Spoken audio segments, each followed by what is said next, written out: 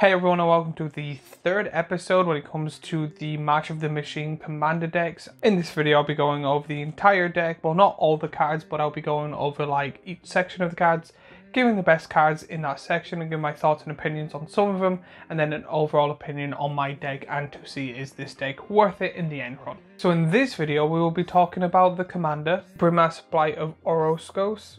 For 2 white and a black you get a legendary creature Phyrexian cat that is a mythic.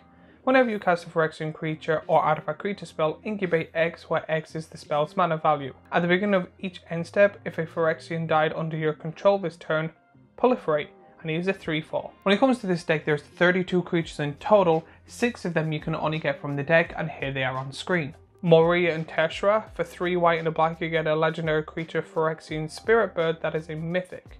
It has flying. Whenever you cast a heroic spell, return tagging non-land permanent card from your graveyard to the battlefield. It gains haste. Exile at the beginning of your next end step.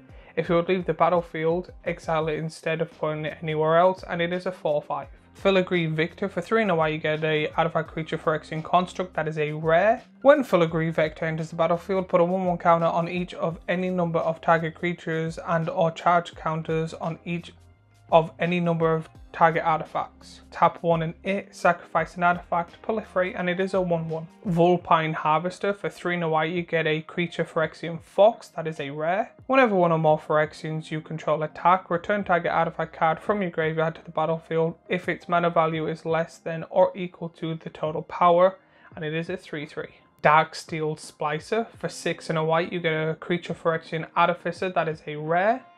Whenever Darksteel Splicer or another non-token Phyrexian enters the battlefield under your control, create X 3/3 colorless Phyrexian Golem artifact creature tokens where X is the number of opponents you have. Golems you have indestructible, and it is a 1/1. Completed Huntsmaster, for 2 and a black you get a creature Phyrexian Elf Warrior that is an uncommon. Tap on it, sacrifice another creature or artifact, incubate 3.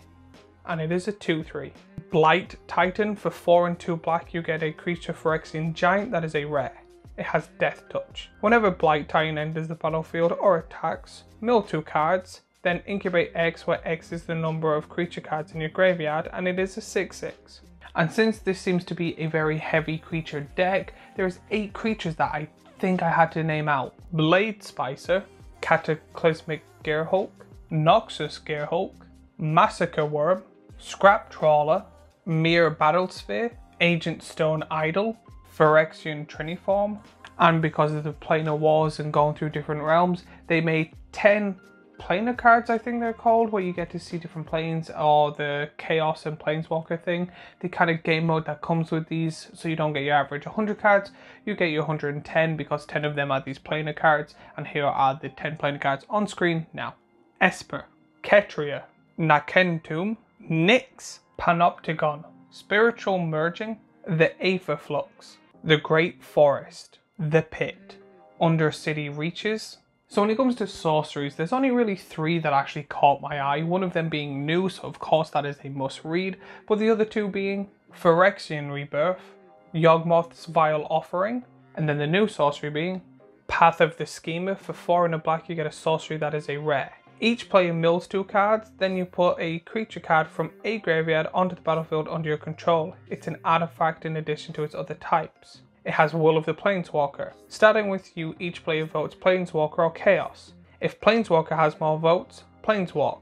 If Chaos gets more votes or the vote is tied, Chaos ensues. And when it comes to this deck, there is 16 artifacts, which if I can remember from the top of my head, is the most artifacts you can get in one of these decks. However, majority of them are mana rocks like your Soul Ring and Arctic Signet and stuff like that. However, there are 3 honorable mentions I would like to mention. Nettle Chest, Sculpting Steel, Scyther Claw, and then when it comes to the new artifacts, there is a total of 2. However, one of them is in every single deck, and I don't want to keep bringing that out. But there is another one that you can only get in this deck, and that card is Bitterhorn Nissa's Amnes. For 3, you get a legendary artifact equipment that is a rare.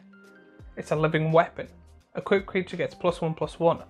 Whenever a equipped creature attacks, you may search your library for a basic land card, put it on the battlefield tap, then shuffle, and it's equipped 3.